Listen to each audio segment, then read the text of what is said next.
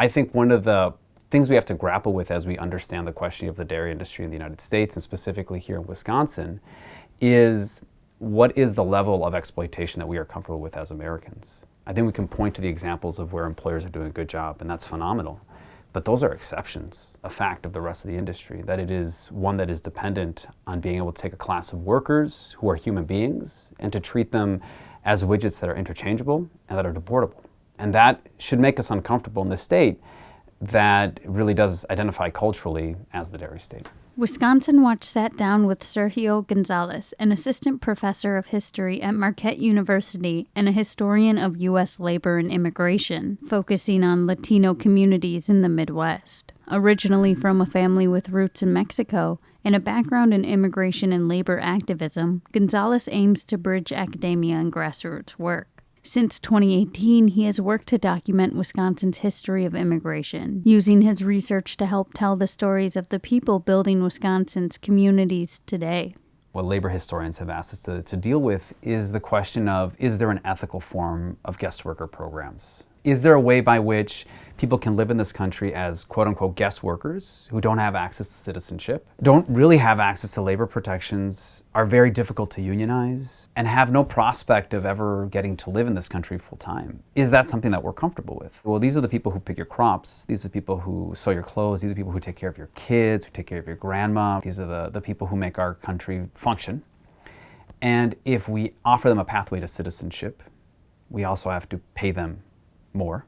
And that means it's going to affect you as a consumer. It's going to affect you as someone who uses these services. Then people start to get uncomfortable. And then they revert back to the understanding that perhaps we do need more of those H-2A and H-2B visas. It is impossible for me as a labor historian and a migration historian to imagine a form of guest worker program that is ethical.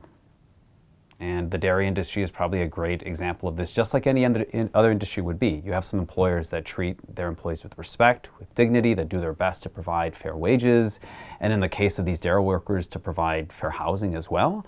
And then, of course, you have the other end of the spectrum, which is just abjectly just terrible conditions under which people are laboring and living. So we have to balance the agency of the individual versus the experience of the hundreds of thousands of other workers in these industries across the United States, and specifically here in Wisconsin, because these are people who are afraid to go to authorities and file complaints, and because the employer always has the option to report them to, back in the day, Immigration Naturalization Services, and today to Immigration and Customs Enforcement. So these are people who are really in perilous situations, right? Because they're also often working in dangerous jobs, in low-paid jobs, and in jobs that are physically grueling. And so the dairy industry is one example of this. This is not like migrant farm work in the 1950s that was seasonal. The cows have to be taken care of at all hours of the day. And it's work that is largely unregulated. And so there's a laissez-faire culture within these types of workspaces because a lot of dairy farmers know that they're not being held accountable at the local level, the state level, the federal level. No one's going to come in and check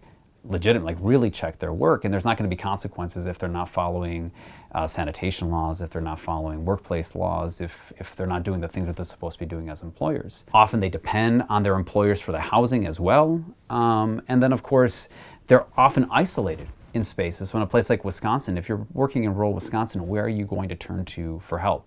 And there is of course the question of what does it mean then to be a full human being when you've left people behind, you've left memories behind, you've left hope and dreams behind. They're not just laborers, but they're people who come with their own stories and their own obligations and responsibilities. Their expectation is they're here to work, to provide for themselves and for their family. If a person comes here as a single individual, whether we're talking about European countries back in the 19th century or today, right, in places like Mexico and parts of Latin America, they would come here with the expectation that they would make money, they would save it, and they would go back home often. And your ability to return is dependent on what you do here in the United States. And of course, that adds another a layer of stress for these individuals who perhaps then are willing to put up with more because they feel like they have to fulfill those obligations they have back home. And these jobs serve as lifelines. Because in comparison to what they have back home, of course it's better pay. It might even be better living conditions in a place like rural Wisconsin. But is that the standard by which we should be judging these programs? That it's better than the conditions from which people are fleeing?